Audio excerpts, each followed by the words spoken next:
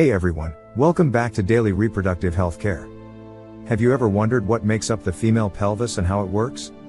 In this quick and easy guide, we'll take a deep dive into its structure and functions, perfect for students, health professionals, or anyone curious about the human body.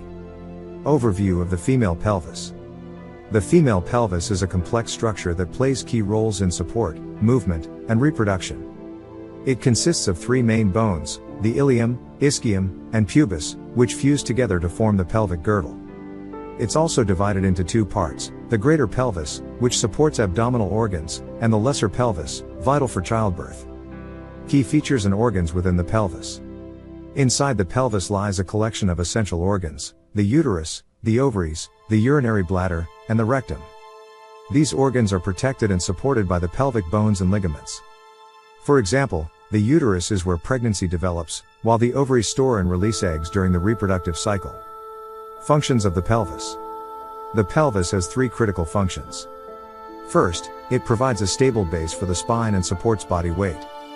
Second, it enables movement, working with hip joints for activities like walking and running. Lastly, it plays a vital role in reproduction and childbirth by forming the birth canal during labor.